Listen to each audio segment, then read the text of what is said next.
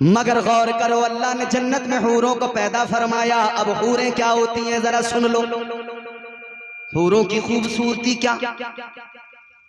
फरमाया मेरे मदनी करीम आका ने, इंसान एक मर्तबा मरता है, एक मर्तबा मौत आती है, दोबारा नहीं आती।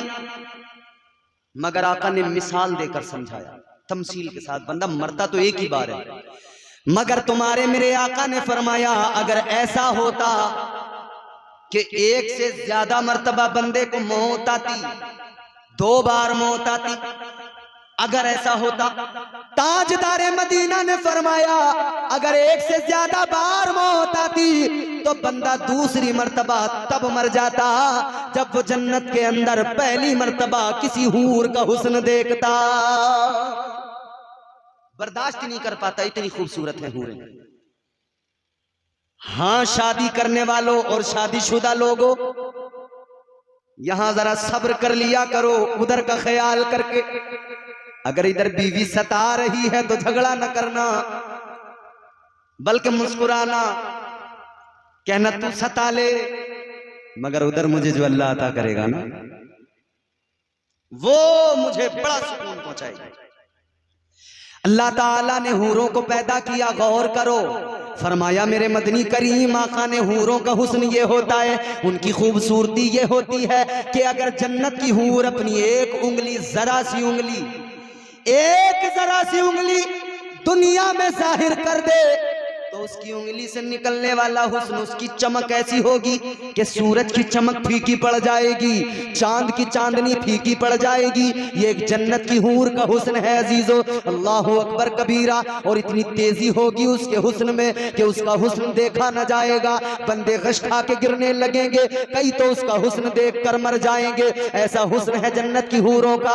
मगर अल्लाह ने जन्नत में औरत को पैदा किया, हूरों को भी रखा है जन्नत के अंदर, तो वजह मुफस्सिरीन फरमाते हैं दूसरा रीजन ये, अल्लाह ताला ने पैदा करते ही जन्नत में औरत को उधर हूरों को दिखा दिया, ए औरत तू जन्नत में पैदा हुई है, इधर हूरों को देख ले, इनका रहना सहना देख ले, इनका बनना संवरना देख ले, इनका सजना संवरना देख ले, इनका सलीका शऊर देख ले, इनका करीने जिंदगी देख ले, इनकी हयात का कैसी है, इनका शऊर कैसा है, इनकी जिंदगी किन जावियों पे गुजरती है। अल्लाह ताला ने औरत को मिजाज दिया, जन्नत की हूरों का सजना सवरना देख ले, ताकि दुनिया में जाए तो दुनिया में जाकर तू भी ऐसे ही रहे कि इधर जब तेरा शोहर तुझे देखे, जब तेरा शोहर तुझ पे नजर डाले, उसका दिल तुझे देख के खुश हो जाए, वो तेरे चेहरे पे नजर डाले, वो तेरे चेहरे को देखे, उसकी आंखों को ठंडक मिल जाए। ऐसे रहना, इनको देख के जा। अल्लाह ताला ने मिजाज कुछ और दिया, मगर औरत हो कुछ और गई। अल्लाह ने तो ये फिक्र दी थी कि सज संवर कर खूबसूरत बन के रहना अपने शोहर के सामने, ताकि उसे तुझे देखते ही उसके दिल को सुकून मिले। मगर भाई ये सच्चाई है, दिन भर इतनी मैली कुचैली, इतनी सनीचरी लीचड़ी बन के रहती हैं औरतें, अल्लाह रहम फरमाए। पसीने आ रहे हैं, खुजा रही हैं, कभी इधर कभी खुजलियां हो गई पसीनों में, समझ रहे हो, मगर क्या है, ना नहाने को तैयार, ना अच्छे कपड़े पहनने को। आदमी देख रहा है, देखा, बदबू आई, दूर हो गई, उसने कहा अल्लाह माफ फरमाए।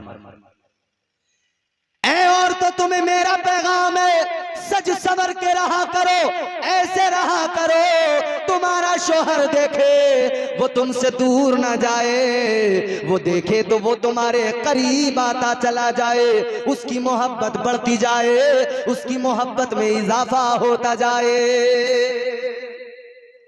मगर हमारे यहाँ हाल ये है कि जब घर में रहेंगी, अपने शोहर के साथ रहेंगी, बिल्कुल गंदी रहेंगी, कपड़ों पे बड़े बड़े दाग धब्बे होंगे, और समझ रहे हो कपड़े फटे हुए होंगे जगह जगह से, और आ जाए किसी की मोहल्ले में शादी, जैसे रिजवान भाई की शादी आ गई, फिर हाल न पूछो, बच्चे नहीं पहचान पाते अम्मी है कौन सी वाली, बिल्कुल ही अलग, बदल गई पूरी। बच्चा देख रहा है अम्मा किधर है, अम्मा उधर ही है, हाथ पकड़ के कहते बेटा मैं हूं तेरी अम्मा, बच्चा देख के घबरा गया, ये कौन बला है, समझ रहे हो। घर में शोहर के सामने सड़ी हुई लीचड़ी, और मोहल्ले में शादी आ गई तो ये जा रही है हिरन बन के, बिल्कुल। सारे मोहल्ले वाले देख रहे हैं, देख रहे हैं भाभी तो बड़ी खूबसूरत है, चच्ची तो बड़ी बेहतरीन है। अजीब बात है, सारा मोहल्ला इससे राजी, इसका आदमी इससे नाराज। सारा मोहल्ला राजी है, सब कह रहे हैं कुछ चला जाए, बस चाय पिला के भेजेगी। वो भी आके 4 जगहों पे तारीफ करेगा, भाई फलाने की बहू जवाब छोड़ी, भाभी बहुत अच्छी, चच्ची बहुत बढ़िया।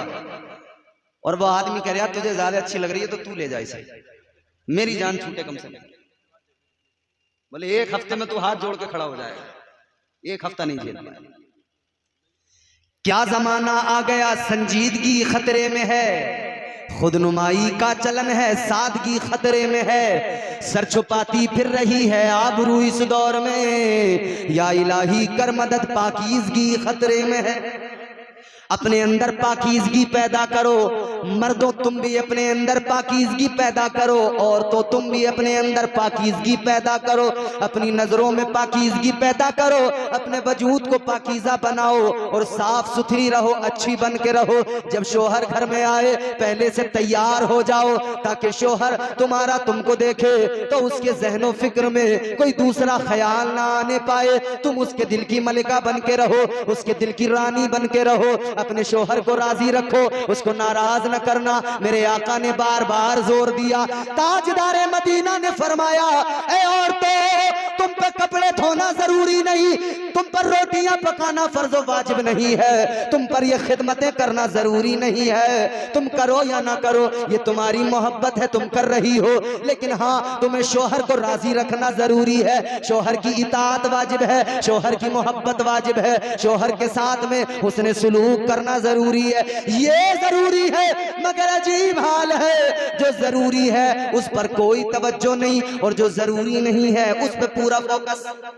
पूरे दिन कपड़े रगड़ने पर लगे, सुबह से शाम हो गई, आदमी कह रहा 2 बात नहीं कर सकता मैं इससे, जब देखो कपड़े रगड़ लिए, जब देखो कपड़े। और सास इतनी जालिम हो गई, कोई से मौका ही नहीं दे रही दिन में कहीं अपने आदमी से जरा सी बात कर ले। करिए कैसा मजनू हो गया, सास कहती कैसा मजनू हो गया, औरत सी बातें करता रहे दिन में। हम भी तो थे, हमारी भी तो जवानी थी, कभी हमने तो ऐसे ढंग नहीं करे हैं? अब ये बड़ा परेशान है, या अल्लाह मैं करूं क्या? रिजवान भाई टेंशन नहीं लेना, डरना नहीं, बीवी के हुकूक अदा करना, अल्लाह ताला राह हमवार फरमा देगा, खुद ब खुद रास्ते आसान हो जाएंगे।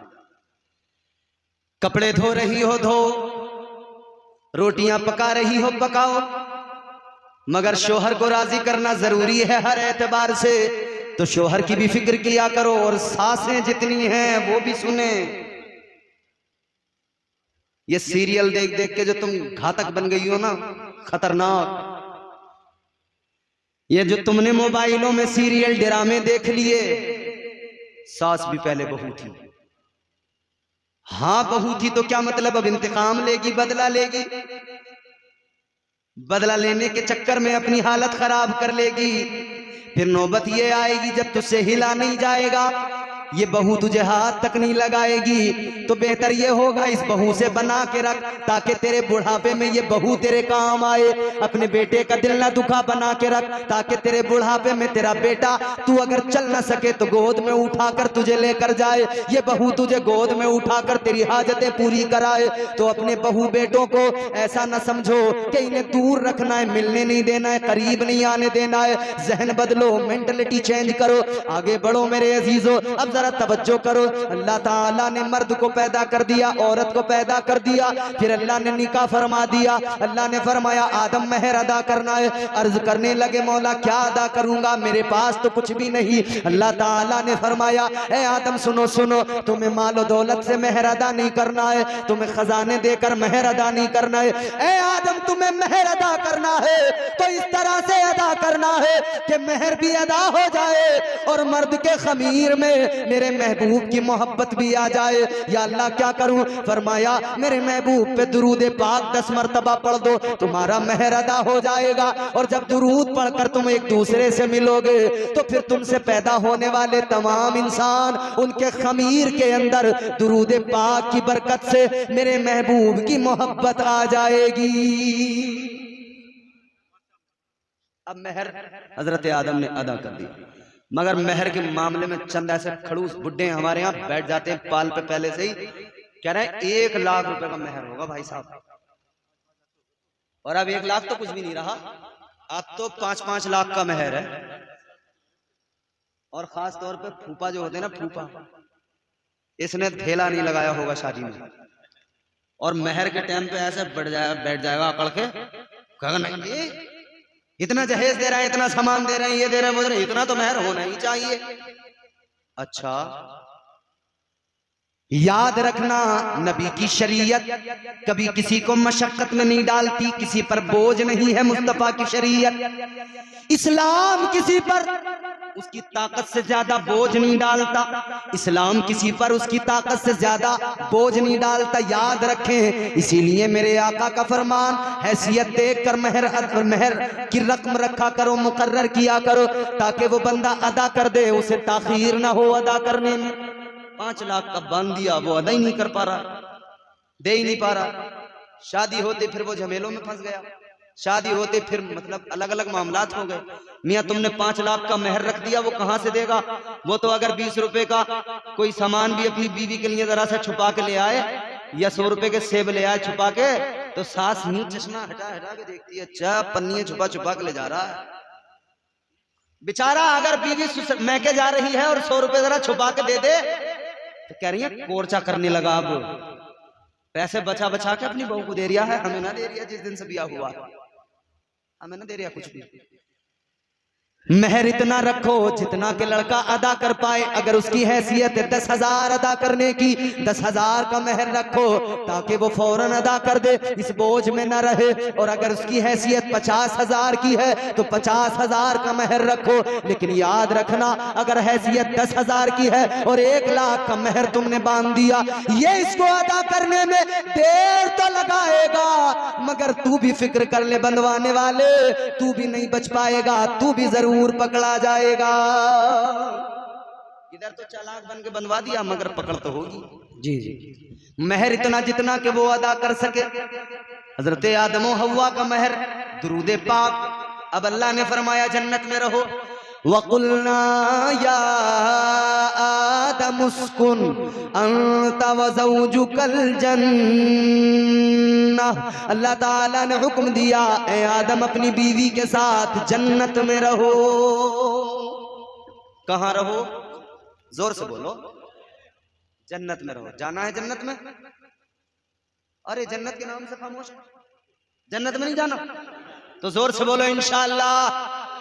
यकीनन हुजूर का करम होगा, परवाने जन्नत मिलेगा, और इंशाअल्लाह हम सारे सुन्नी हुजूर के सदके जन्नत में जाएंगे।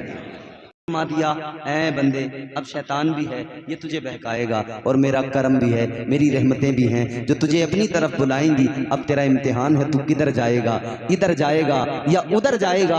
अगर शैतान के साथ गया तो समझ ले तेरा ठिकाना दोज़ख है, और अगर तूने रहमान के हुक्म को माना तो याद रखना तुझे अल्लाह ताला मजीद अता फरमाता जाएगा। अल्लाह तुझे नेमतों से भी नवाजता जाएगा, और उसकी रहमतें भी तुझे अपनी आगोश में ले लेंगी। मगर मेरे अजीज़ों गौर कीजिए, अल्लाह ने हजरत आदम और हव्वा को जन्नत में भेजा। इधर शैतान फिक्र में लग गया कि भाई जन्नत से निकालूं कैसे, जन्नत से निकालूं कैसे। उस वक्त पहले आदमी पहली औरत को जन्नत से निकालने की फिक्र में था, और आज शैतान इस फिक्र में है कि जन्नत में जाने से रोकूं कैसे, जन्नत में जाने से रोकूं कैसे। इसीलिए तो ये शैतान क्या करता है, जन्नत में जाने से रोकने की तदबीरें इंसान के दिमाग में डालता रहता है। कभी कहता है कि तू जो है फिल्में देख, कभी कहता है तू जो है बदकारियां कर, कभी कहता है तू झूठ बोल, कभी कहता है तू नमाजें छोड़, कभी कहता है तू बुराइयां कर, कभी कहता है शराब के जाम पी, कभी शैतान वसवसे डालता है तू जुआ खेल, कभी शैतान वसवसे डालता है सट्टा लगा, कभी शैतान वसवसे डालता है अपनी बहनों पे गंदी नजर डाल। ये शैतान वसवसे डालता है जन्नत में जाने से रोकने के लिए। ये जन्नत में जाने से रोकना चाहता है, मगर रब की रहमतें पुकार के कहती है बंदे ये तुझे रोकना चाहता है, मगर देख ले तेरे रब का करम तुझे बुला रहा है, तेरे रब की रहमतें तुझे पुकार रही है, तेरे रब की रहमतें तुझे आवाज दे रही है। आजा शैतान के वसवसों सजदों में ना आना, रहमान की इनायतों को देखना, रहमान के करम को देखना, रब की अताओं को देखना, रब के फजल को देखना, उसकी बख्शिश को देखना, उसके करम को देखना, उसके प्यार को देखना। तो शैतान आए तुझे बहकाए तो तू लाहौल पढ़कर उसको भगाना और आकर मस्जिद में सर झुकाना और गुनाहों की मुआफी मांग कर जन्नत का हकदार बन जाना। अपने आप को शैतान के वसवसों से बचाना। अब ये जो नए नए, मैं क्या कहूं, ये जो नए नए अब हमारे सामने चीजें आ रही है ना, ये शैतान वसवसे डाल रहा है। आज हमारी कौम, अल्लाह रहम फरमाए, हमारे नौजवान, हमारे बुजुर्ग, सबका हाल अजीब है। खास तौर पर नौजवानों को मॉडर्न कल्चर बहुत पसंद आ रहा है, मॉडर्निटी भा रही है। फिर मॉडर्निटी ने इस दर्जा हमारी नई नस्ल को इस दर्जा खराब किया कि अब उनका चेहरा इस्लामी नहीं रहा, लिबास इस्लामी नहीं रहा, तरीके इस्लामी नहीं रहे, चाल चलन इस्लामी नहीं रहे। चेहरे पे देखो तो नबी की सुन्नत गायब, दाढ़ी, और फिर इनका हुलिया ही पूरा अजीब हो गया, हुलिया ही पूरा अजीब हो गया, बदल गया। और अब तो अल्लाह रहम फरमाए पता ही नहीं लगता मर्द और औरत का भी फर्क खत्म हो गया।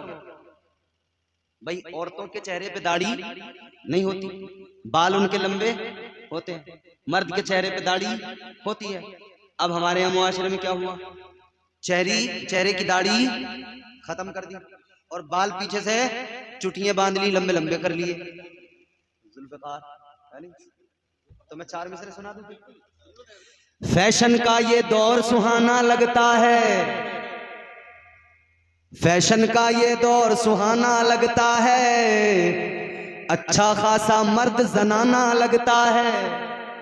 और अब चौथा मिसरा सुने।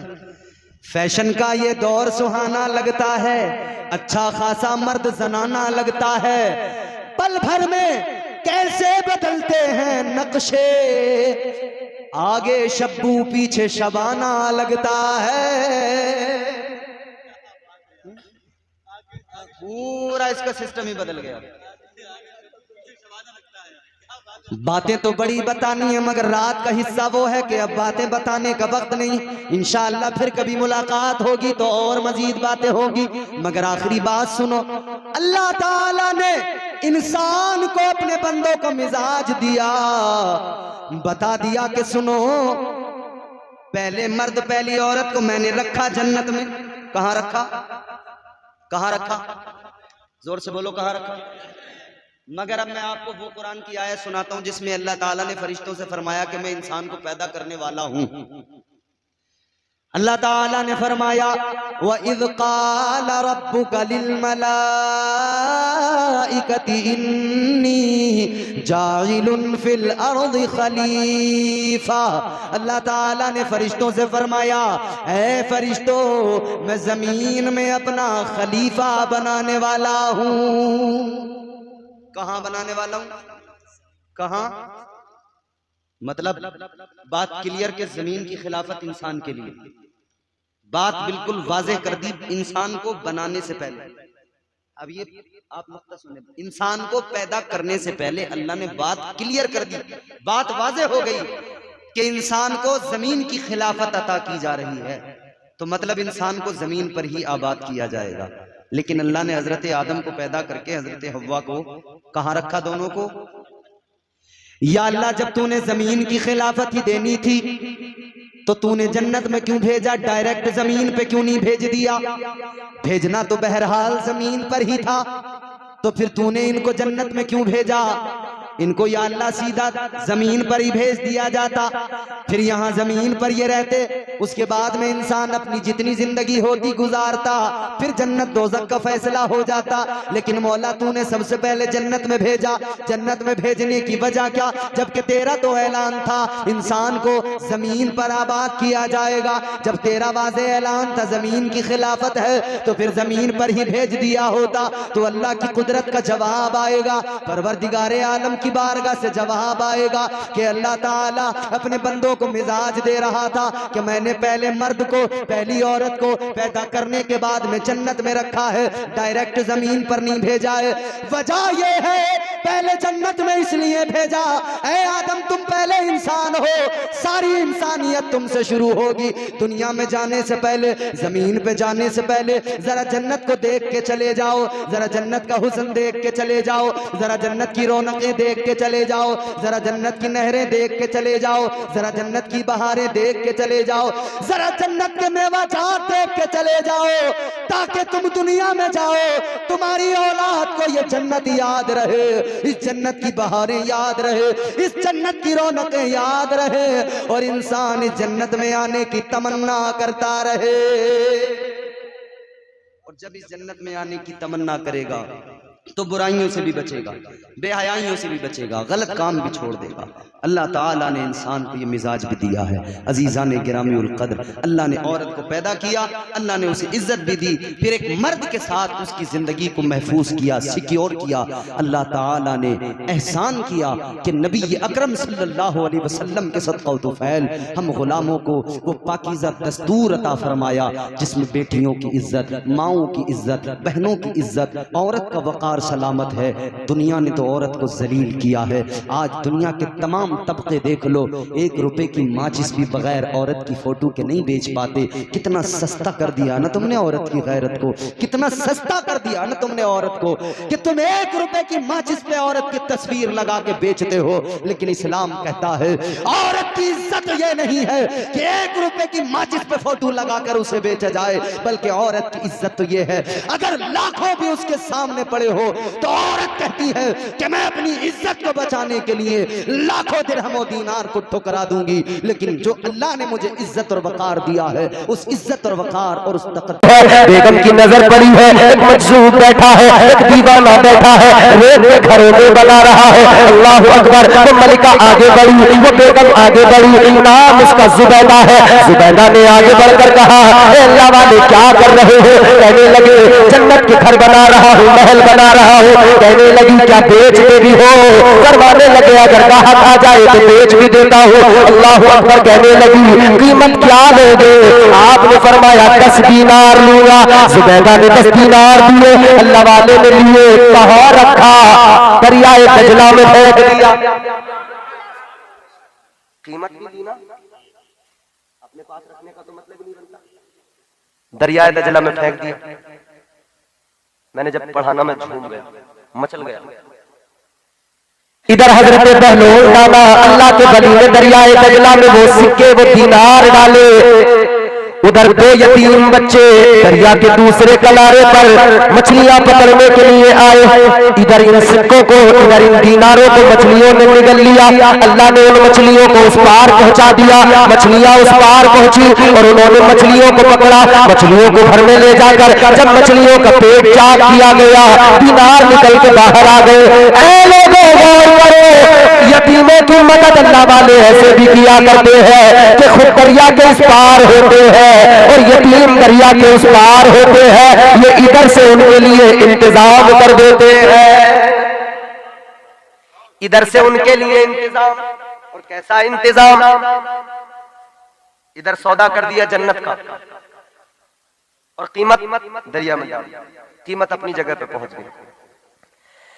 अब अल्लाह वाले से वो जनाबे जुबैदा सौदा करके आगे बढ़ गई, निकल गई। खलीफा हारून रशीद और उनकी बीवी जुबैदा दोनों जब महल के अंदर पहुंच गए, शाम का वक्त है, शाम को रात को सोने से पहले बादशाह ने, खलीफा ने मालूम किया, ऐ मलिका ये बताओ दिन कैसा गुजरा, सैर सयाहत में कैसा दिन लगा, कैसा वक्त गुजरा? कहने लगी मैंने आज बहुत अच्छा दिन गुजारा, मेरे साथ एक वाकया भी हुआ है। कहने लगे क्या वाकया हुआ? कहने लगी दरियाए दजला के किनारे पर मैंने अल्लाह के वली को देखा है, बहलोल दाना को देखा है, उस मजसूब को देखा है। दरियाए दजला के किनारे पर वो बैठा हुआ रेत के घरों में बना रहा था, रेत के घरों में बना रहा था। मैंने पूछा क्या है? कहने लगे जन्नत के महल बना रहा हूँ। कहती है मैंने जब कीमत मालूम की 10 दीनार बताए। कहती है मैंने 10 दीनार दे के खरीद लिया। खलीफा मुस्कुराए, कहने लगी ऐ जुबैदा वो तो मजजूब है, अल्लाह वाले है, मगर तुम तो सोच लेती यूं ही 10 दीनार दे के आ गई। जुबैदा ने कहा 10 दीनार में तुम्हारा गया क्या? तुम हुकूमत के मालिक, तुम्हारे पास बादशाहत, तुम्हारा क्या गया 10 दीनार में? एक सौदा मैंने कर लिया, तुम्हारा कोई नुकसान तो हुआ नहीं। और यार कलंदर तो कलंदर होते हैं ना। हर दौर में कोशिश तो बहुत की गई, लेकिन कूजे के मुकद्दर में समंदर नहीं आया। कलंदर क्या होता है सुनना। हर दौर में कोशिश तो बहुत की गई, लेकिन कूजे के मुकद्दर में समंदर नहीं आया। ये दुनिया क्या समझ पाएगी मेरे मौला अली को, दुनिया की समझ में तो कलंदर नहीं आया। कलंदरों की तो वो शान होती है। हजरत बैलोल दाना से जन्नत के महल का सौदा किया। खलीफा ने कहा क्यों तुमने खामखा 10 दिनार दे दी? कहा क्या चला गया? बादशाह हो, कौन सी तुम्हारी दौलत चली गई, कौन सा खजाना चला गया? 10 दिनार गए। कहा ठीक है, रात को सोए। खलीफा बिस्तर पे जैसे ही रात को सोया, ख्वाब देखा। ख्वाब में जन्नत में पहुंच गया। जब ये ख्वाब में जन्नत के अंदर पहुंचा, इसने आगे बढ़ते हुए देखा एक बड़ा खूबसूरत महल है, एक बड़ा हसीना जमील, बड़ा खूबसूरत इसे महल नजर आया। सोने चांदी की ईंटें लगी हैं। इसने देखा, उसके दरवाजे पे नजर डाली ना। बादशाह को, खलीफा हारून रशीद को दरवाजे पे अपनी बीवी का नाम लिखा नजर आया। बीवी का नाम देखा तो सोचने लगे मेरी बीवी का महल है, अंदर जाके देख लूं। दरवाजे पे गए, अंदर जाने लगे। फरिश्ते ने रोक दिया, कहा रुक जाओ, तुम्हारा क्या है? कहने लगे मेरी बीवी का नाम लिखा है। कहा बीवी का नाम लिखा है, उसी का है वही जाएगी। कहने लगे मेरी बीवी है, उसका है तो मेरा है। फरिश्ते ने कहा इधर ऐसा कुछ नहीं है, उसने खरीदा, उसका है, तुम बाहर निकलो। इतना ख्वाब देखा, फरिश्ते ने निकाल दिया। इधर ख्वाब से बेदार हो गए, आंख खुल गई तो दिल घबरा गया। कहने लगे हाय क्या हुआ?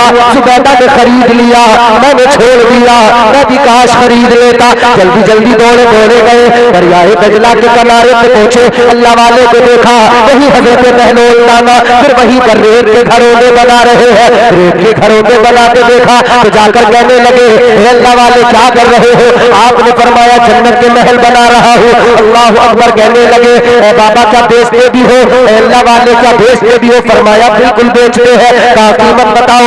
आपने फरमाया एक प्याला भर कर हीरे चाहिए, वो इसकी कीमत है। तो कहने लगे सुबह तो तुमने, शाम के वक्त में तुमने तो 10 दीनार में बेच दिया मेरी बीवी को, अब कीमत इतनी ज्यादा बढ़ा दी, अब हीरे जवाहरात मांगने लगे। कलंदर ने फरमाया, अल्लाह वाले ने फरमाया ए खलीफा, ए हारून रशीद सुनो, तुम्हारी बीवी ने सुबैदा ने बगैर देखे खरीदा था, तुम देख के खरीदने आए हो, इसीलिए कीमत भी बढ़ गई है।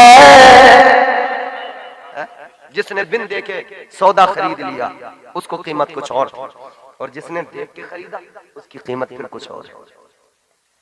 हम कैसे ईमान लाए?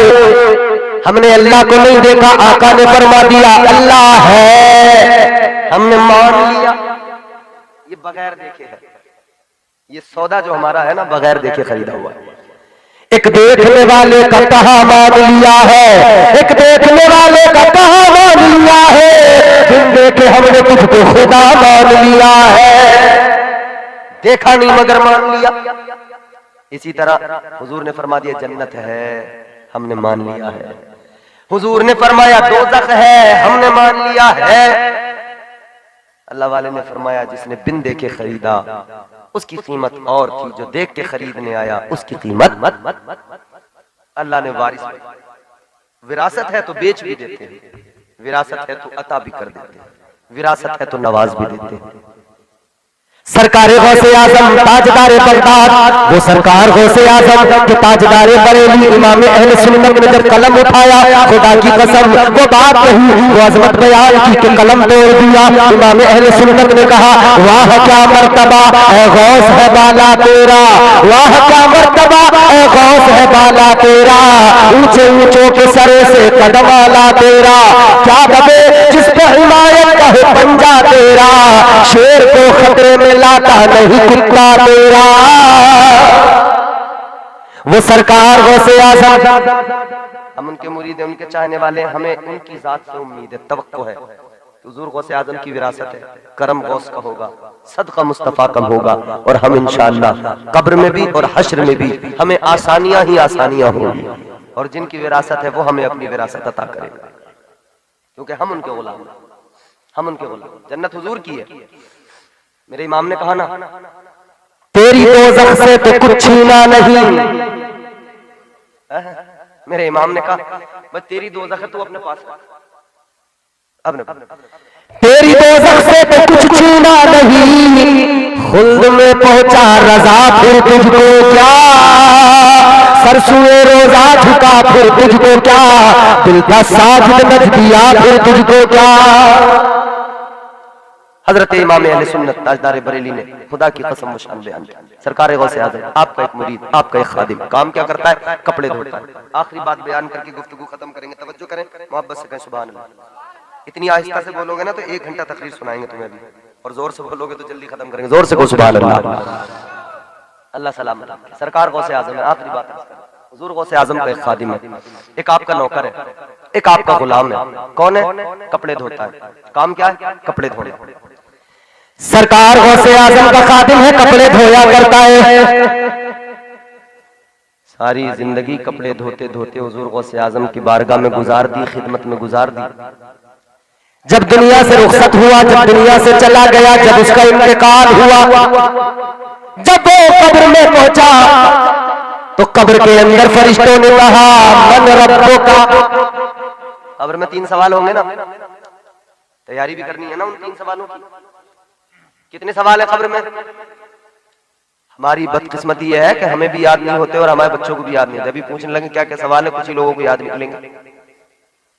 और हमने ऐसे ऐसे लोग देखे कि उनके बच्चे उनके मजहब की तमाम छोटी बड़ी चीजें शुरू से बचपन से याद कर लेते हैं, क्योंकि नहीं याद कराया जाता है।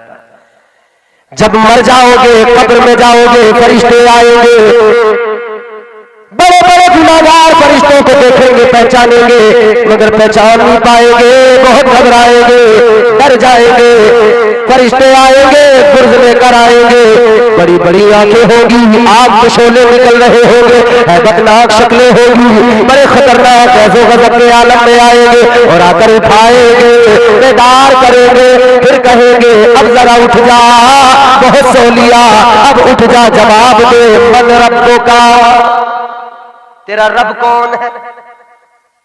जवाब क्या?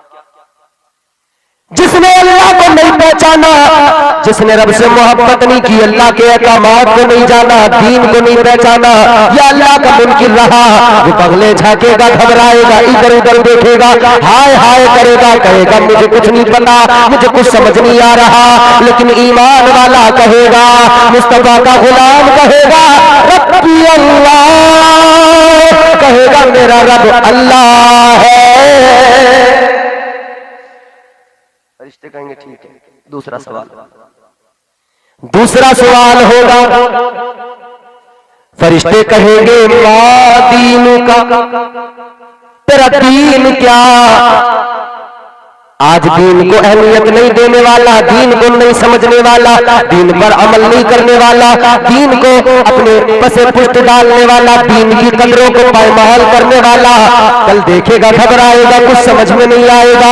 ऐ लोगों, दुनियादार बनने वाले, दीनदारों को दीनदारी और दीनदारों पे हंसने वाले, तंज करने वाले, दीन में कमियां निकालने वाले, अक्ल के घोड़े दौड़ाने वाले, दीन को अपनी मर्जी से समझाने वाले, अपनी मर्जी के मुताबिक शरीयत के उसूलों को बदलने वाले, ये लोग जब कब्र में पहुंचेंगे, जब सवाल होगा तेरा दीन क्या, कुछ समझ में नहीं आएगा, क्या कहे क्या न कहे, घबराएंगे, फरिश्ते और डराएंगे, गुर्ज मारेंगे, जमीन में घुसाएंगे, फिर निकालेंगे, फिर मारेंगे, फिर घुसाएंगे, 70 गज जमीन के अंदर धंस जाएगा, कोई बचाने वाला नहीं आएगा, कोई पुरसाने हाल नहीं होगा। कब्र की तैयारी कर लो मेरे अजीजों, बड़ा मुश्किल मरहला है। अल्लाहु अकबर कबीरा, गौर करो, ताजदारे मदीना से मोहब्बत करो, दीन पे अमल करो, खुदा की कसम आखिरी बातें हैं, दिल से सुन लो, तवज्जो से सुन लो, आए हो जलसे में लेके जाओ और कब्र की तैयारियां करना शुरू कर दो। खुदा की कसम अगर कब्र की तैयारी लगी तो याद रखना कब्र का मरहला बड़ा सख्त है। हजरत उस्मान गनी कब्रिस्तान में गए, कब्र पे खड़े हुए, आंसू बहाने लगे, रोने लगे।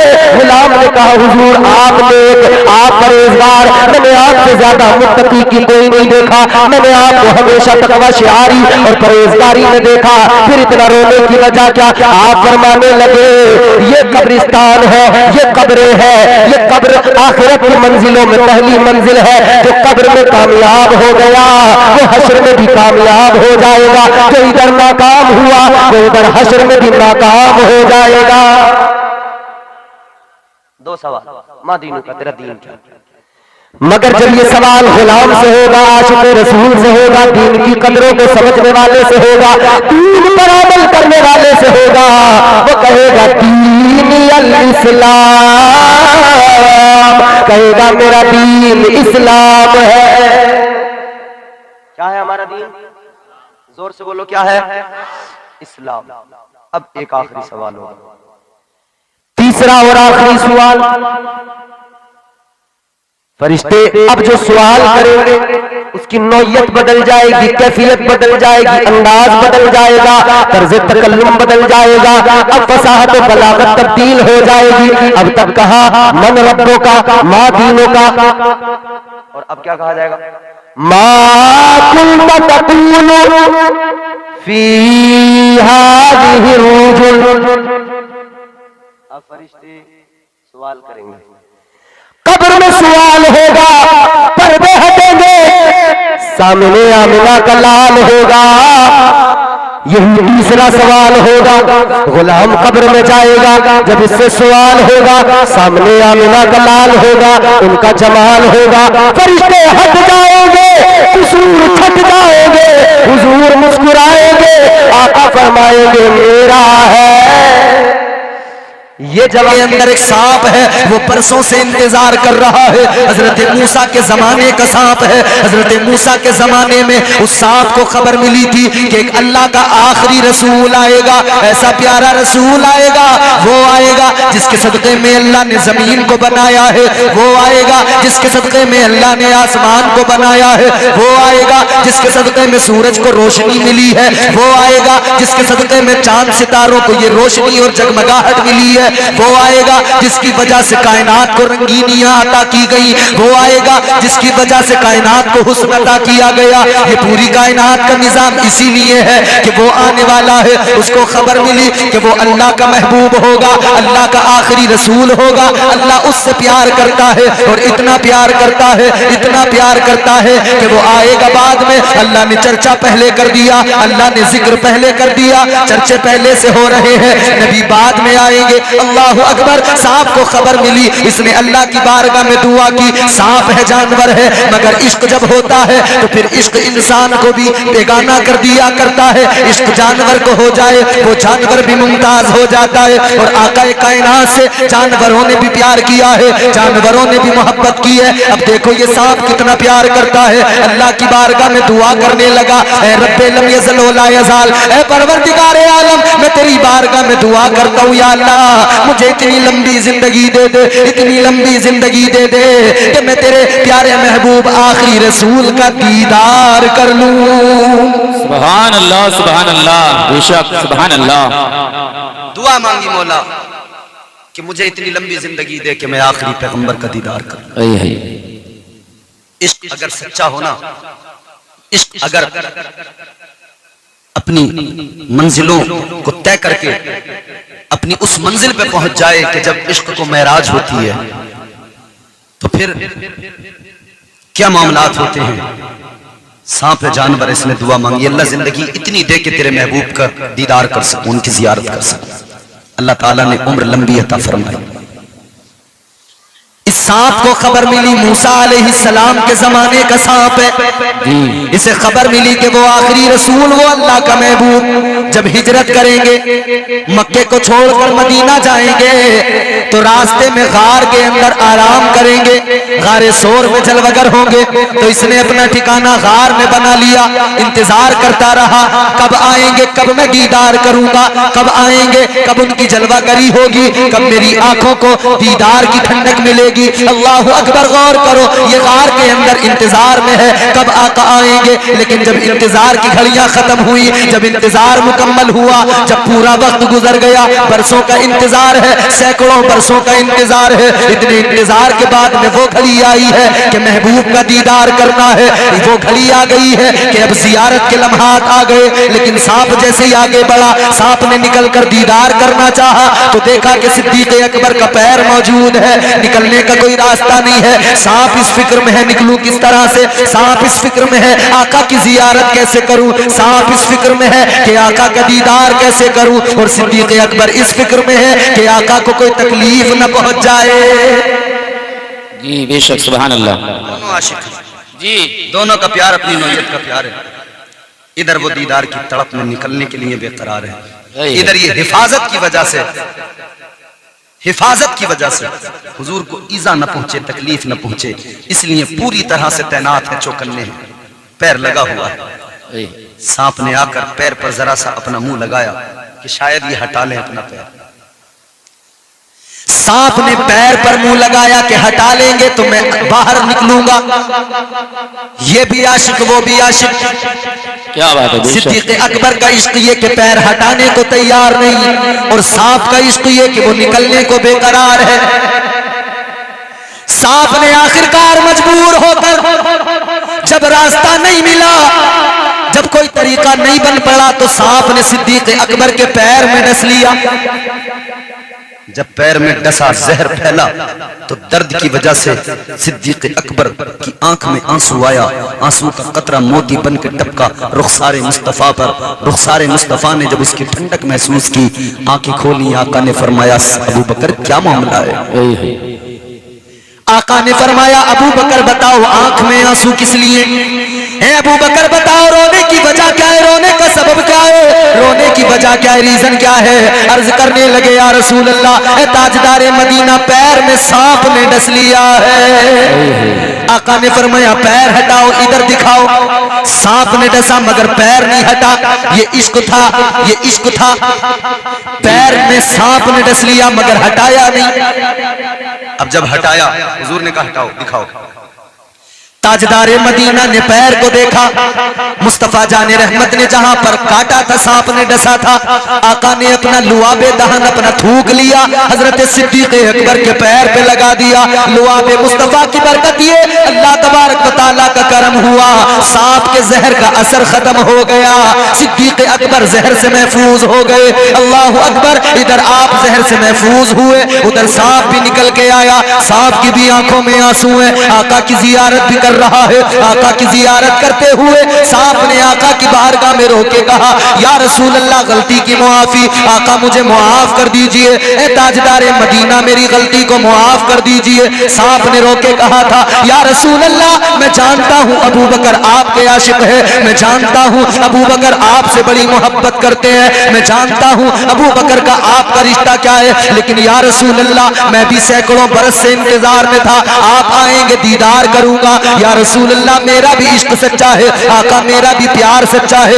या रसूल अल्लाह इधर सिद्दीक अकबर पैर हटाने को तैयार नहीं थे, इधर मैं मुंतजिर था कि आपका दीदार करूं, मैं भी बेकरार था कि आपकी जियारत से अपनी आंखों को ठंडा कर लूं। या रसूल अल्लाह जब मैं मजबूर हो गया, इन्होंने पैर नहीं हटाया, मैंने इसलिए नहीं डसा कि इन्हें तकलीफ पहुंचे, मैंने इसलिए नहीं डसा मुझे इनसे कोई परेशानी है जाती तौर पर। या रसूल अल्लाह मैंने तो सिर्फ इसलिए डसा है कि डसूंगा तो पैर हटाएंगे, मुझे आपकी जियारत हो जाएगी।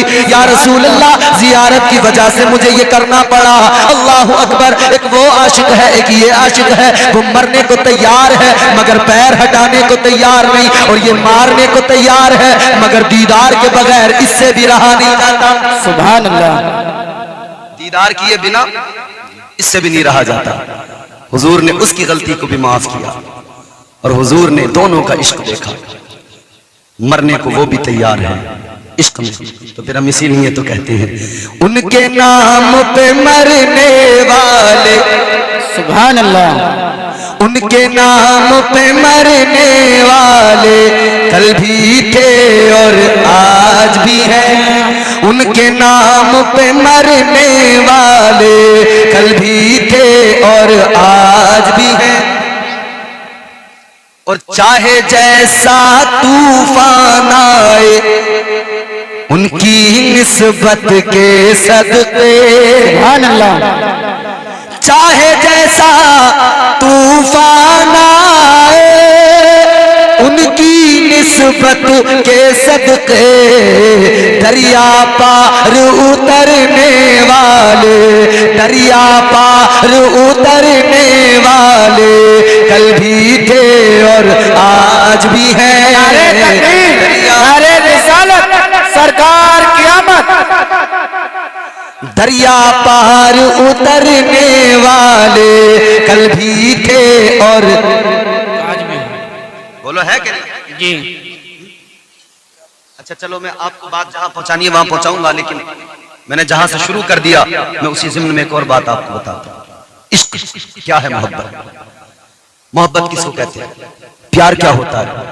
एक आशिक, एक अल्लाह के वली।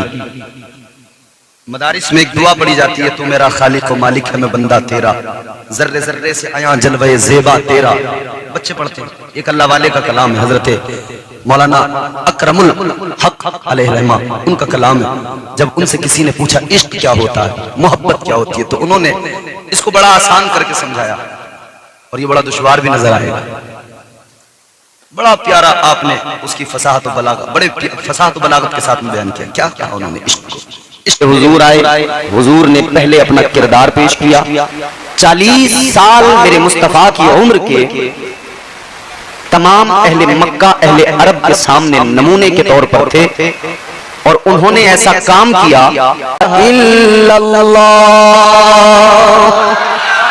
ताजदारे मदीना ने ऐलान फरमा दिया, ऐ मक्के वालों सुनो, ये लातो मनात हुबल इन सबके आगे सर झुकाना फजूल है। अल्लाह एक है, वही इबादत के लायक है, उसी को सजदा रवा है। आका ने ऐलान फरमाया, एक रब की इबादत करो, एक अल्लाह को मानो, वो एक अकेला है, उसके सिवा कोई इबादत के लायक नहीं है। अल्लाह के नबी ने ऐलान फरमा दिया, ऐलान तौहीद हो गया।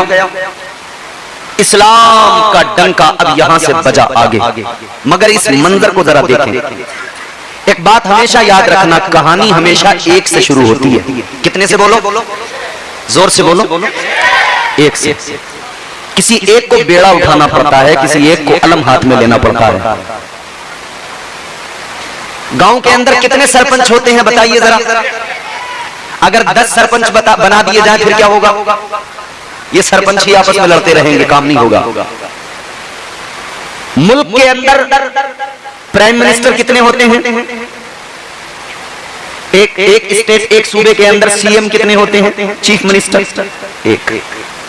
कहानी एक से शुरू होती है। एक मुल्क के अंदर एक बादशाह, एक मुल्क के अंदर एक वजीर आला, वजीर आजम, एक मुल्क के अंदर एक प्राइम मिनिस्टर बनाने वाली दुनिया। ये दुनिया के लोग अपने ही उसूल को तोड़ देते हैं। क्यों? कैसे? एक जमीन का टुकड़ा, एक मुल्क, जब उस पर निजाम कायम होता है, बादशाहत कायम की जाती है, एक बादशाह बनाया जाता है। मगर ये सारी जमीन तो अल्लाह की, सारी कायनात तो अल्लाह की, सारा जमाना मेरे रब का, कुल कायनात अल्लाह की, कुल बादशाहत अल्लाह की। सबसे बड़ा बादशाह तो परवरदिगार है। तो अपना उसूल जो यहाँ बनाया है, उसी उसूल को जरा अपनी नजरों के सामने रखकर फिर सोचो, फैसला करो। एक मुल्क के लिए एक वजीर, तो जब सारी मिल्कियत, सारी कायनात एक अल्लाह ने बनाई है, तो उस एक को मानो, अनेक को न मानो। उस एक के आगे सर झुकाओ ना। ये थोड़ी है कि कहीं भी झुक जाओगे, कहीं भी झुक जाओगे, कहीं। ये पैगाम करबला में हुसैन ने दिया। इमाम हुसैन ने ऐलान फरमाया, हम एक अल्लाह की इबादत करने वाले लोग हैं। ये हमारा सर अल्लाह की बारगाह में झुकता है। अब वक्त के चाहे जितने बड़े यजीद आ जाए, ये सर झुक नहीं सकता है। हुसैन ने सर तो कटा दिया मगर झुकाया नहीं, और दुनिया को बता दिया, जमाने को पैगाम दे दिया, लहू से सब्र की शम्मा जला रहे हैं हुसैन, सितम के मुंह पे तमाचा लगा रहे हैं हुसैन। ये उनकी फतेह मुबी की ये उनकी फतेह मुबी का सबूत रोशन है। गला कटा के भी कुरान सुना रहे हैं हुसैन। हुसैन ने मिजाज दिया, सर झुकेगा तो अल्लाह के हुजूर। कहानी एक से शुरू होती है। कायनात का बादशाह एक है, कायनात का मालिक एक है, कायनात का निजाम चलाने वाला एक अल्लाह है। आगे बढ़िए। ऐलान नबूवत मुस्तफा ने किया। मक्के के सरदार खड़े हैं, मक्के के चौधरी खड़े हैं, मक्के की अवाम खड़ी है सामने। अबू जहल, अबू लहब, अतबा, उतैबा, शैबा, ये तमाम सरदार खड़े हैं। मालदार भी खड़े हैं, गरीब भी खड़े हैं, गुलाम भी खड़े हैं, सब खड़े हैं सामने। आप लोग कुर्सियां लेकर थोड़ा आगे आ जाइए ताकि पीछे वाले लोगों को आसानी हो जाए। बारिश का मौसम है ना, तो सबको इसी के नीचे बैठना है। और कर लो आगे, कोई फर्क नहीं। खाली जगह मत छोड़िए, ये बीच की जगह जो है इसमें भी डाल लो कुर्सी। आ जाइए। दुरूद शरीफ पढ़िए। बाबा ज़िबन अल्लाहुम्मा सल्ली अला सय्यिदिना मौलाना मुहम्मद मुबारक वसल्लम सल्लल्लाहु अलैहि सल्लतु वस्सलाम अलैहि या रसूलल्लाह सल्लल्लाहु तआला अलैहि व अला आलिहि वसल्लम। अब सब आप बैठ जाइए सुकून से, इत्मीनान से, और जरा मोहब्बत के साथ एक मर्तबा कहिए सुभान अल्लाह, और जोरदार आवाज में कहिए सुभान अल्लाह। अल्लाह ताला ने सबको हाथ दिए हैं, हाथ दो दिए हैं अल्लाह ने। एक मर्तबा अपने हाथ उठा के फिर अल्लाह की पाकी का ऐलान करो, जोर से बोलो, हाथ उठा के सुभान अल्लाह। देखो याद रखना, हाथ उठाने पर भी कभी शर्माना नहीं, कभी झिझकना नहीं। वजह यह है कि हाथ उठाने के फायदे बड़े हैं। ये सिर्फ मौलवी लोग अपनी मर्जी से यूं ही नहीं उठवा देते, इसके फायदे हैं। फायदे क्या हैं? मैं कुरान की एक आयत सुनाता हूं आपको, फिर आपको कुरान से समझ में आएगा कि हाथ उठाने का फायदा क्या है। परवरदिगार आलम खालिक कायनात रब्बे लम यज़ल व ला यज़ाल ने कुरान मजीद में ऐलान फरमाया, अल यौमा नख्तिमु अला अफ़वाहिहिम व तुकल्लिमुना अयदीहिम। परवरदिगार आलम ने ऐलान फरमाया, कुरान कहता है लोगों, एक दिन ऐसा आने वाला है जब अल्लाह की अदालत कायम होगी, सारे अव्वलीन आखिरीन सब जमा हो जाएंगे। कुरान कहता है पहले तो तुम्हारी जबानें बोलेंगी, फिर जबानों को बंद किया जाएगा, मुंह बंद होंगे। फिर उसके बाद में कुरान मजीद में अल्लाह ने फरमाया जबानें बंद हो जाएंगी, फिर उसके बाद में तुम्हारे हाथ गवाही देंगे। हाथ गवाही देंगे, हाथ बताएंगे इन हाथों से क्या क्या किया। अगर शराब पी हाथ कहेंगे, या अल्लाह ये इन हाथों से गिलास शराब से भरे हुए उठाता था, शराब के जाम उठाता था। अगर जुआ खेला, पत्ते खेले, हाथ गवाही देंगे मौला ये पत्ते खेलता था।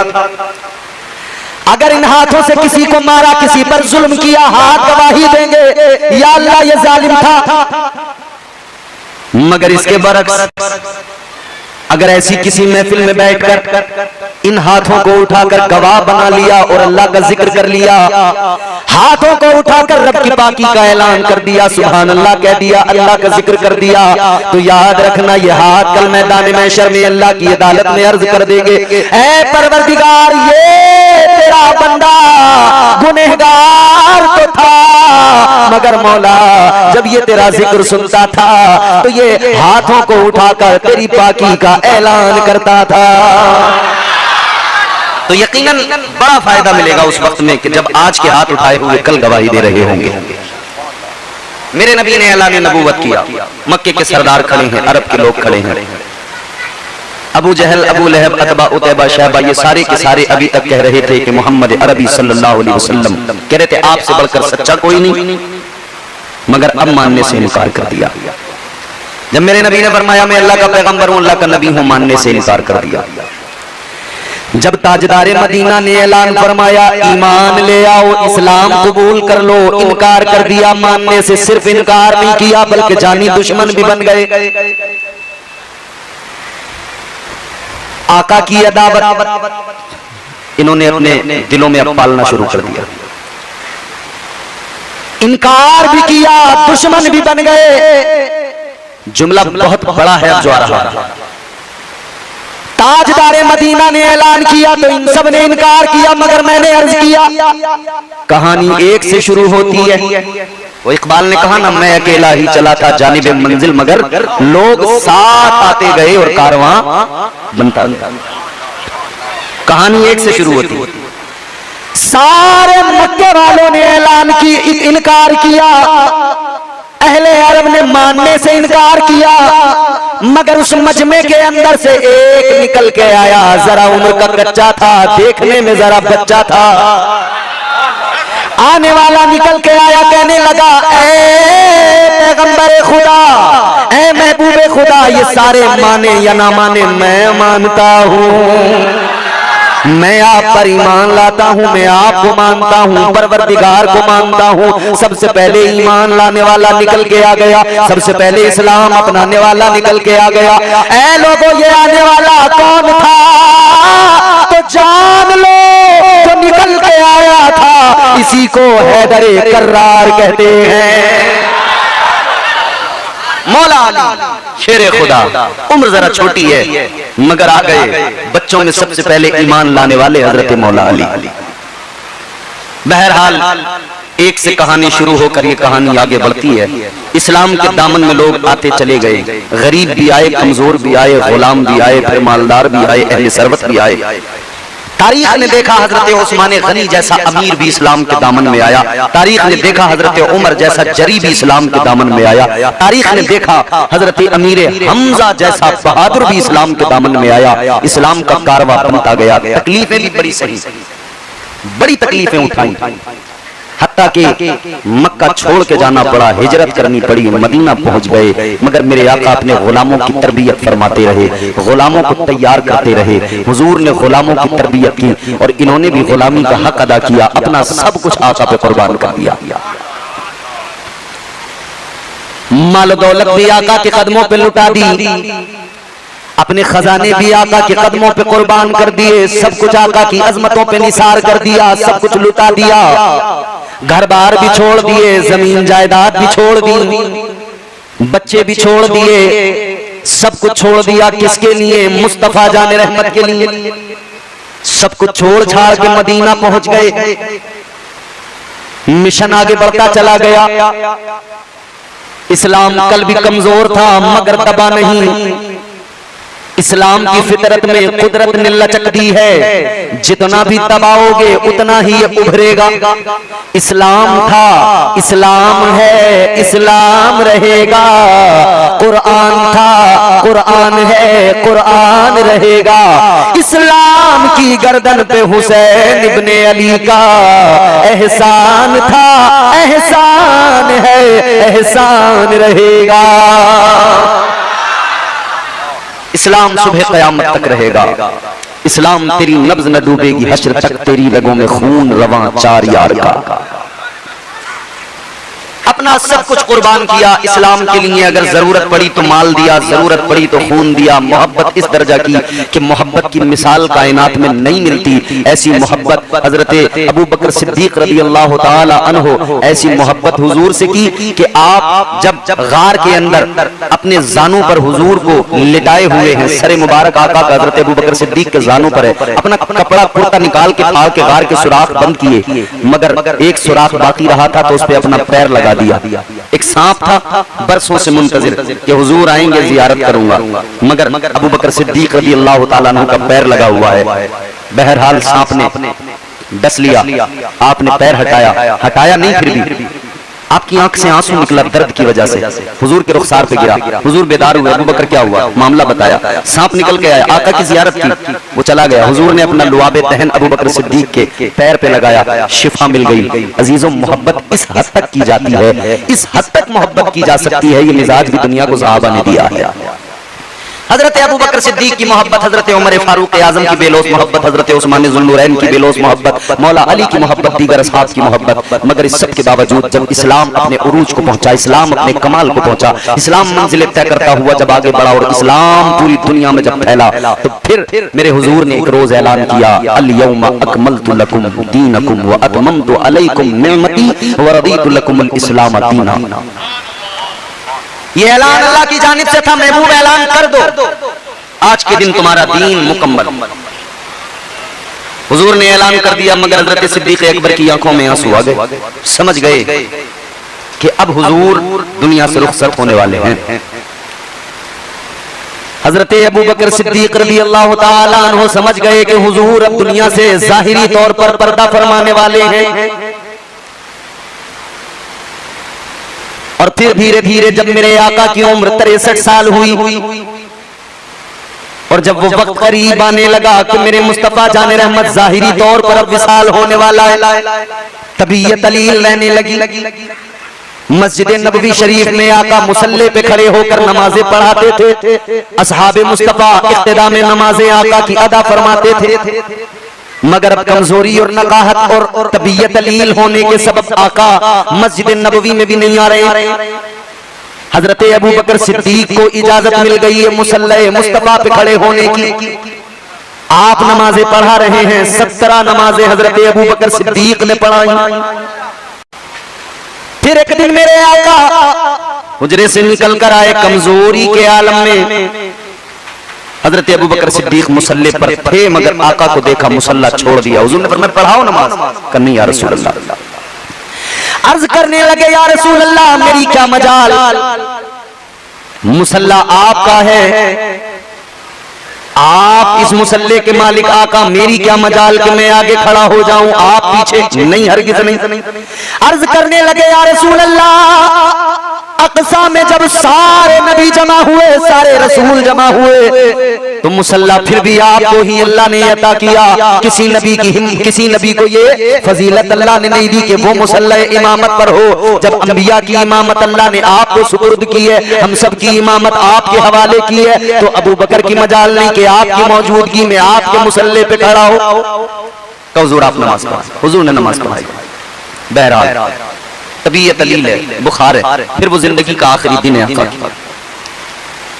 मेरे मुस्तफा जाने रहमत बुखार तेज है तो उसकी वजह से खुश्की होने लगी।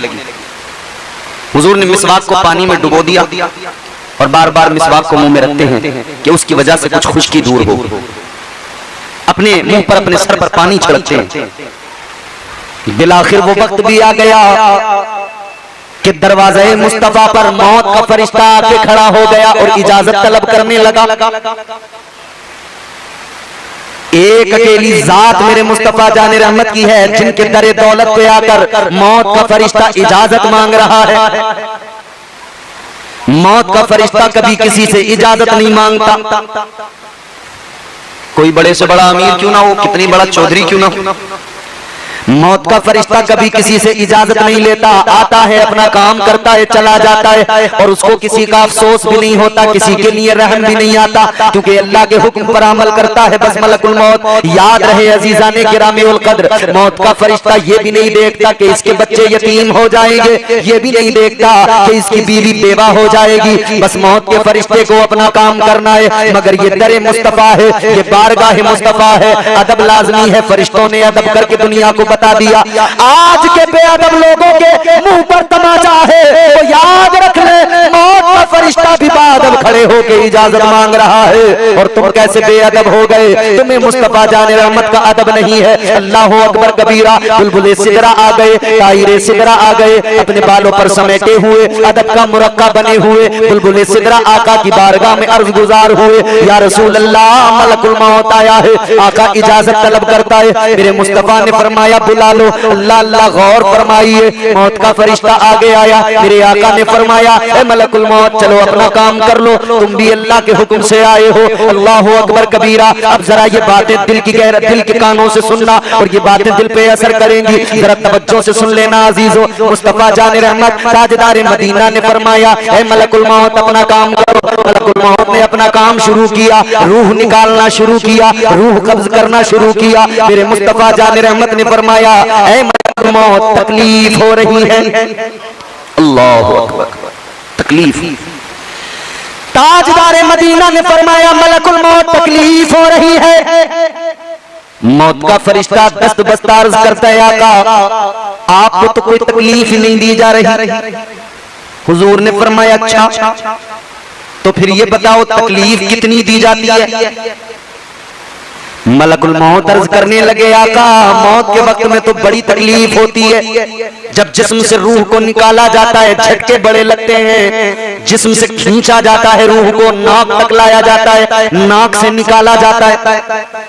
मौत का फरिश्ता अर्ज करने लगा, या रसूल अल्लाह बड़ी तकलीफ। मेरे आका ने फरमाया बोलो कितनी? कहने लगा आका इतनी कि जैसे किसी जिंदा बकरी की खाल को यूं खींच लिया जाए, जिंदा बकरी की खाल को यूं खींच के उतार लिया जाए, कितनी तकलीफ होगी उसको। अर्ज करते हैं आका इससे भी ज्यादा तकलीफ मरने वाले को होती है। इतना सुना तो मेरे आका की आंखों में आंसू आ गए, चश्माने नबूवत भीग गई, आंसुओं से तर हो गई। सुनो सुनो उम्मतियों, अपने उम्मती होने पे जरा रश्क किया करो। मदीने के सुल्तान की आंखों में आंसू आ गए, मुस्तफा जान की आंखें भीग गई। आका ने फरमाया ए मलकुल मौत जरा ये बताओ क्या मेरे उम्मतियों को मौत की तकलीफ पहुंचेगी? जी या रसूल अल्लाह मौत के वक्त तो हर मरने वाले को तकलीफ होती है। अब जुमला सुनो मेरे आका का, इमामुल अंबिया ने फरमाया ए मलकुल मौत सुनो, जितनी भी तकलीफ देनी हो आज मुझे दे दो, मगर सुनो मेरी उम्मत को तकलीफ न देना। जो न भूला हम गुलामों को रजा, हर हाल में याद किया, हर वक्त याद किया। यहां लोग मरते हैं ना, रोते हैं किसके लिए? अपने लिए। हुजूर रो रहे हैं किसके लिए? अपनी उम्मत के लिए। ताजदारे मदीना वाली कायनात मुस्तफा जाने रहमत दुनिया से रुखसत हुए, दुनिया से जाहिरी तौर पर विसाल हुआ। कोहराम बर्पा हो गया मदीने के अंदर। बैठा था अगर कोई तो खड़ा ना हो सका, खड़ा था तो बैठ ना सका। सारे मदीने में कोहराम बर्पा हो गया। कैफियत ऐसी अजीब सी हो जाती थी, जिसको खबर मिलती खड़ा था तो खड़ा रह गया, बैठा था कोई तो बैठा रह गया। हजरत उमर फारूक आजम बैठे हुए थे, किसी ने आकर खबर दी, बस बैठे ही रह गए। ऐसे हो गए कि जैसे जिस्म से जान निकल गई, हिला जुला रहे लोग, उठ नहीं पा रहे। कितने सहाबा तो ऐसे थे जब ये खबर सुनी, बस सुनी तो इतना गहरा सदमा, इतना गहरा दर्द हुआ कि दुनिया से रुखसत हो गए। बर्दाश्त न कर सके आका की जुदाई। कैसे बर्दाश्त करते जिनके शबो रोज हुजूर के चेहरे की जियारत करते करते गुजरते थे, कैसे बर्दाश्त करते। एक सहाबी अपने खेत के अंदर काम कर रहे हैं, पीछे से जवान बेटा आया, पीछे से जवान बेटे ने आकर कहा अब्बा गजब हो गया। बाप ने कहा बेटा क्या हो गया? पीछे से बेटा रो के कहता है अब्बा गजब हो गया, हुजूर दुनिया से रुखसत हो गए। इतना कहा तो सहाबी ने पलट कर भी नहीं देखा, पीछे जवान बेटा खड़ा है, मुड़कर भी नहीं देखा। इतना सुना तो बस हाथ अल्लाह की बारगाह में उठाए और अर्ज गुजार हुए मौला है परवरदिगार, इन आंखों ने आका के जमाल को देखा है, इन आंखों ने आका के चेहरे वद्दुहा को देखा है मौला, इन आंखों ने हुजूर को देखा है। और परवरदिगारा अब हुजूर तो दुनिया से जाहिरी तौर पर रुखसत हो गए, आका को देखने के बाद में अब ये आंखें कुछ और देखना नहीं चाहती है मौला, अब इन आंखों की जरूरत ही खत्म हो गई, इन आंखों का काम ही बाकी था। क्योंकि इन आंखों से जब ताजदारे मदीना नजर नहीं आएंगे मौला, इन आंखों का काम ही क्या है? अर्ज करने लगे मौला अब इन आंखों की जरूरत नहीं है मौला, इन आंखों का नूर छीन ले। अर्ज करने लगे मौला इन आंखों का नूर वापस ले ले, या अल्लाह इन आंखों की जरूरत नहीं। अल्लाह अकबर। इस दर्द से दुआ की है, इस दर्द से रब की बारगाह में फरियाद की है, ये फरियाद कबूल हो गई, आंखों का नूर चला गया, नाबीना हो गए। मगर इस नाबीना होने पर मगमूम नहीं थे, बल्कि यूं कहते थे इन आंखों ने जमाले मुस्तफा को देखा है, अब इन आंखों को और कुछ नहीं देखना है, अब इन आंखों को को जमाने की रानाइयां नहीं चाहिए, कुछ नहीं देखना है, इन आंखों में बस मुस्तफा जाने रहमत का चेहरा बसा है। अल्लाह अल्लाह, ये सहाबा की कैफियत। मगर सुनो सुनो, एक दूसरी कैफियत भी मदीने में है। इधर तमाम सहाबा जमा हुए, हजरत अबू बकर सिद्दीक ने सबको संभाला है, हालात को संभाला है। हजरत अबू बकर सिद्दीक ने बड़ी मेहनत की है लोगों को हालात को संभालने में। अल्लाह अकबर, गौर फरमाइए। अब मुस्तफा जाने रहमत की अब जो है तैयारी के, अब चलो गुस्ल दिया जाए। तो कौन गुस्ल दे? कौन आका को गुस्ल दे? तो कहने लगे भाई ताजदारे मदीना वाली ये कायनात को गुस्ल देना है, महबूबे खुदा को गुस्ल देना है, मामूली बात नहीं। कौन आगे बढ़ेगा जो हुजूर के जिस्म से कपड़े हटाकर फिर हुजूर को गुस्ल देगा? किसमें इतनी हिम्मत है? कौन जुर्रत कर सकता है? हुजूर का इतना अदब कि आखिरी गुस्ल हुजूर को देते हुए वो अदब दरमियान आ रहा है कि कौन आगे आए। वो हया दरमियान आ रही है कि कौन हुजूर का कपड़ा निकाले, कौन गुस्ल दे। अभी ये सोच ही रहे हैं कि अल्लाह का करम भी देखो, परवरदिगार का फजल भी देखो। उसको सोचने वाले जितने मौजूद थे, अल्लाह की जानिब से उनको हल्का सा खुमार, नींद का ऊंग जिसे बोलते हैं, ऊंग आई, हल्का सा खुमार आया, आंखें जरा बंद हुई। और फिर जब ऊंग खत्म हुई, आंखें खुली तो देखा कि मुस्तफा जान रहमत को गुस्ल भी दिया जा चुका है, कफन भी पहनाया जा चुका है। अल्लाह ताला ने खुद इंतजाम किया, खुद रब ने गुस्ल का एहतमाम किया। अलगरज, अब तदफीन के ताल्लुक से बात हुई, कहां दफन किया जाए? तो चंद सहाबा ने कहा कि आका का आबाई वतन मक्का है, वहां अल्लाह का घर है काबा का, वहीं पर ले चलो, वहीं पे दफन कर देंगे। मगर कुछ लोगों ने कहा कि वहां नहीं, ये काम करो, बैतुल मुकद्दस ले चलो, मस्जिद अक़सा, वहां बड़े अंबिया, बहुत सारे अंबिया की कबूर हैं, अंबिया अलैहिमुस्सलाम की कब्रें हैं, वहां पर दफन करेंगे। दो ग्रुप हुए। मगर फिर तीसरा ग्रुप, उन्होंने कहा कि भाई देखो सुनो, हुजूर को यहीं दफन किया जाए। कहने लगे कि अंबिया अलैहिस्सलाम को वहीं दफन किया जाता है जहां पर वो अपनी जिंदगी गुजार रहे होते हैं। तो फिर हुजूर तो उसी हुजरे के अंदर,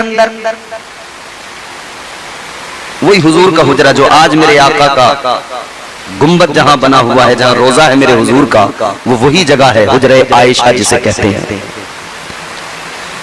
उसी के अंदर कहा यहीं पर तदफीन होगी। ताजदारे मदीना वाली ये कायनात मुस्तफा जाने रहमत को उसी हुजरे के अंदर, वहीं पर आका की तदफीन अमल में आई। हुजूर की तदफीन हो गई, मगर गम हल्का न हो सका। सहाबा बेकरार फिरते थे, रोते थे। हजरत बिलाल हबशी ये गम बर्दाश्त न कर सके, मदीना छोड़कर चले गए मुल्क शाम। कितने लोग मदीने से चले गए। हुजूर की सवारी जानवर याफूर दीवारों में सर मारने लगा। हुजूर की ऊंटनी छलांग लगा दी कुएं के अंदर। जानवरों को भी आका के जाहिरी विसाल का गम था और तमाम असहाब को भी जाहिरी विसाल का गम था। सब गमगीन थे, मगर दूसरी तरफ एक सिचुएशन और भी कि अब हुजूर के बाद में खलीफा कौन, मुसल्ले मुस्तफा की इमामत किसके हवाले की जाए। तो अब मीटिंग शुरू हुई और मीटिंग एक जगह पर नहीं, दो जगहों पर। एक जगह अंसार जमा हुए, अंसार सहाबा, एक जगह मुहाजिर जमा हुए, मुहाजिरीन। ये अंसार और मुहाजिरीन आप समझते होंगे, जो मक्के से हिजरत करके मदीना आए वो मुहाजिर कहलाए और जो मदीने वाले थे वो अंसार थे। तो उधर तो अंसार की मीटिंग चल रही है, वहां पर किसी ने कहा है कि अंसार में से कोई होना चाहिए जो अब खिलाफत की जिम्मेदारी को संभाले। और उनकी बात किसी हद तक दुरुस्त भी थी, क्योंकि इन्होंने अपनी जमीन दी थी, अपने घर दिए थे, अपने माल दिए थे, सहाबा को अपना भाई बनाया था, मुहाजिरीन को, मुहाजिर सहाबा को अपना भाई बनाकर अपने साथ रखा था, सारी कुर्बानियां थी इनकी भी। मगर हजरत उमर फारूक आजम रज़ी अल्लाह ताला अन्हु ने सबको जमा किया एक जगह पर, और फिर आपने ऐलान फरमाया, लोगों अंसार और मुहाजिर में न बंटो, बल्कि ये सोचो कि हुजूर के बाद में किसी ऐसे शख्स का इंतखाब किया जाए जिसे हुजूर ने अपनी जिंदगी में बेइंतहा अपने पास रखा हो, बेइंतहा अजीज रखा हो और बेइंतहा पसंद किया हो, जिसका हुजूर से गहरा ताल्लुक हो, जो हुजूर का हर हाल में, हर वक्त में हुजूर का साथी, हमराही, हुजूर का मददगार और हुजूर का महबूब बन के रहा हो। ऐसे शख्स को खलीफा बना दिया जाए। तो फिर सारे अंसार ने कहा ठीक है, बिल्कुल ऐसा ही किया जाए। तो अब मेरे अजीजों, फिर सबने मशवरा करके एक शख्सियत को चुना, और जिसको चुना उसी का नाम है हजरत अबू बकर सिद्दीक। सारे सहाबा ने चुन लिया, बैअत कर ली।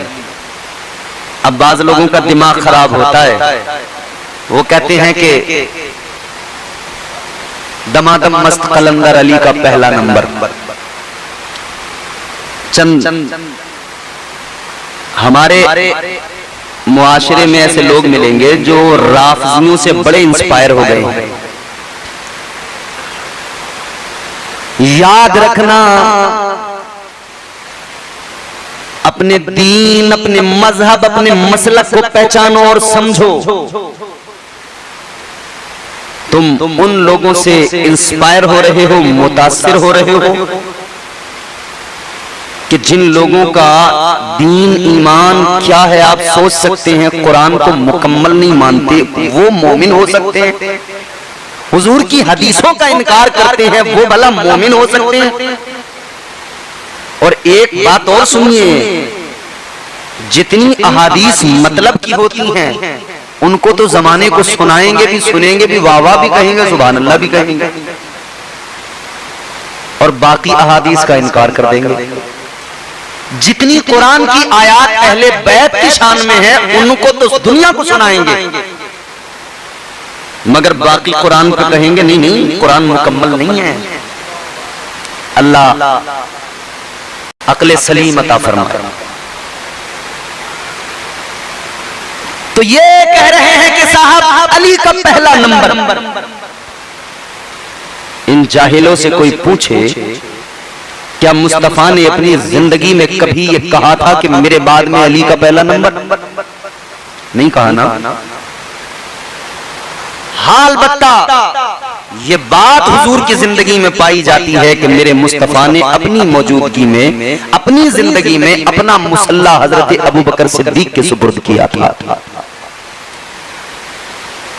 हजरत अबू बकर सिद्दीक रज़ी अल्लाह ताला अन्हु कौन? अबू बकर वो पहला वफादार, पहला सहाबी, नबी ने जिसे हर कदम पर दुआ दी, वो अफजल बशर बादस अंबिया है, वो जाने सदाकत, वो जाने वफा है। फरिश्ते उसी की अदाओं पे आशिक, उसी की नमाजों दुआओं पे आशिक, वो नबियों से कमतर, इमामों से आला, मोहम्मद से हरदम वफा करने वाला, बशर की शराफत का मयार ठहरा, सदाकत का ऊंचा वो मीनार ठहरा। वो चलता हुआ एक बाबे हरम था कि जिस पर हमेशा नबी का करम था। झुकाते थे नजरें उमर जिसके आगे, खड़े हो के शामो सहर जिसके आगे, वही सानिय सनैन का है मुखातिब, उसी के लिए है बड़े सब मरातिब।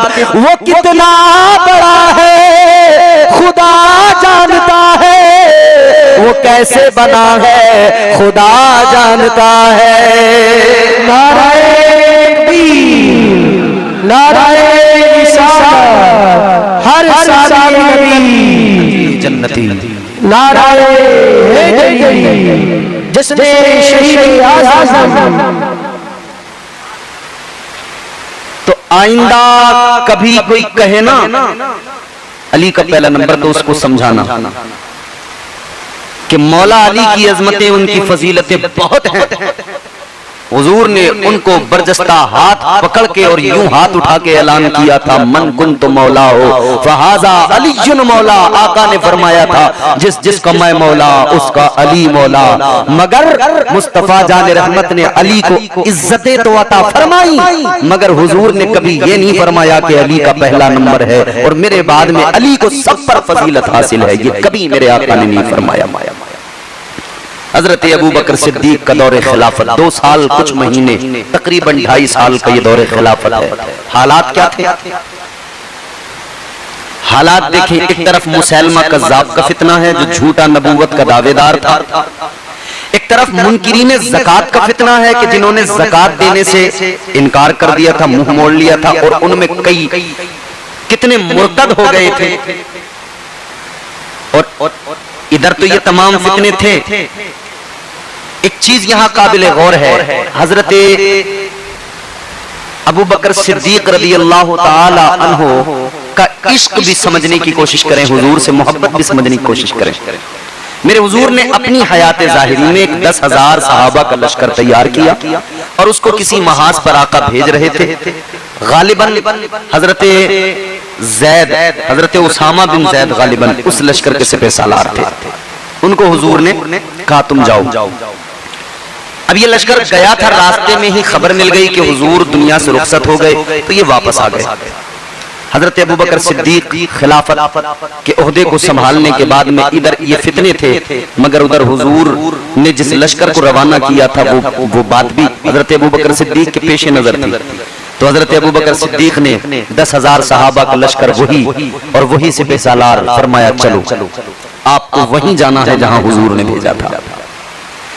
हजरत उमर फारूक आज़म रज़ी अल्लाह ताला अन्हु अर्ज करने लगे, ऐ अबू बकर सिद्दीक सुनो, ये जो अभी फितने सर उठा रहे हैं, इधर भी मुजाहिदीन की फौज की जरूरत है, सहाबा की जरूरत है, तो लिहाजा अभी मत भेजो।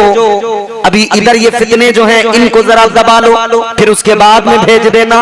लेकिन हजरत अबू बकर सिद्दीक कहने लगे, ऐ उमर सुनो, जिस लश्कर को मेरे आका ने रवाना किया था उस लश्कर को मैं रोक नहीं सकता, क्योंकि ये फैसला मेरे मुस्तफा का था और जो मेरे आका का फैसला है वो फैसला बदला नहीं जा सकता है, हुजूर के फैसले में तब्दीली नहीं की जा सकती है। हजरत अबू बकर सिद्दीक ने इस लश्कर को रवाना किया और इस तरह के सिपह सालार, लश्कर के सिपह सालार कमांडर के ऊंट की नकेल को पकड़कर खुद साथ साथ पैदल चलने लगे, मदीने से बाहर तक रुखसत करने आए। अल्लाह अल्लाह, सिपह सालार ने लश्कर के कहा था, हजरत आप मुझे ऊपर बैठा कर पैदल न चले, मैं नीचे उतर जाता हूँ। तो मेरे अबू बकर सिद्दीक फरमाने लगे कि सुनो तुम बैठे रहो, नीचे उतरने की जरूरत नहीं, मैं भी चाहता था इस लश्कर के साथ जाऊं, क्योंकि ये लश्कर मेरे आका ने तैयार किया था। तो सुनो इधर मुझ पर खिलाफत की जिम्मेदारियां हैं, मैं जा तो नहीं सकता,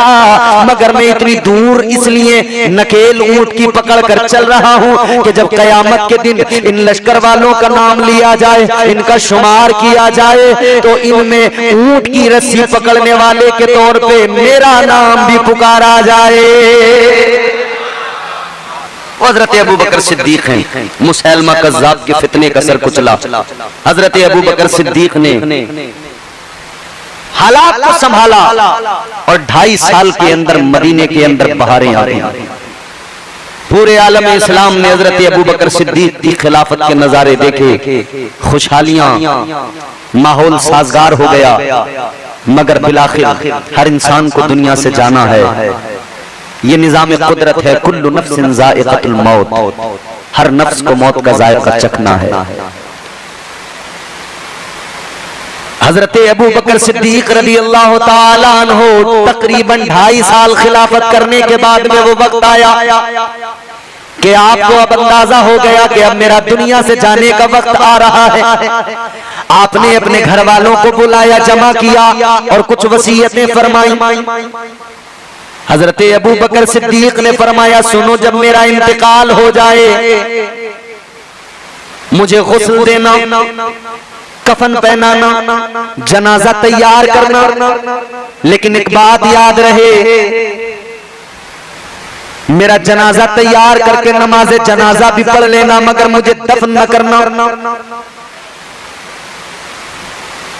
का हुजूर किस लिए? फरमाने लगे मेरे जनाजे को उठाना, बारगाह मुस्तफा में ले जाना, रोज़े मुस्तफा के दरवाजे पर मेरे जनाजे को रखना और आका की बारगाह में इतना अर्ज कर देना, या रसूल अल्लाह, यारे गार यारे मजार बनने की तमन्ना रखता है, जनाजा रख के इंतजार करना। अगर दरवाजा खुल जाए और अंदर से आवाज आ जाए, अगर आका मुझे बुलाएं तो मुझे हुजूर के पहलू में दफन कर देना, और ना बुलाएं तो कहीं भी दफन कर देना, जन्नतुल बकी में दफन कर देना। वसीयत कर दी। हजरत अबू बकर सिद्दीक रज़ी अल्लाह तआला अन्हु का जब इंतकाल हुआ, आपके घर वालों ने, आपके रुफका ने, आपके तमाम अहबाब ने जनाजे को तैयार किया, गुस्ल दिया, कफन पहनाया, जनाजा कंप्लीट किया, नमाज जनाजा पढ़ी, फिर उसके बाद जनाजे को उठाया, रोज़े मुस्तफा के दरवाजे पर ले जाकर रख दिया।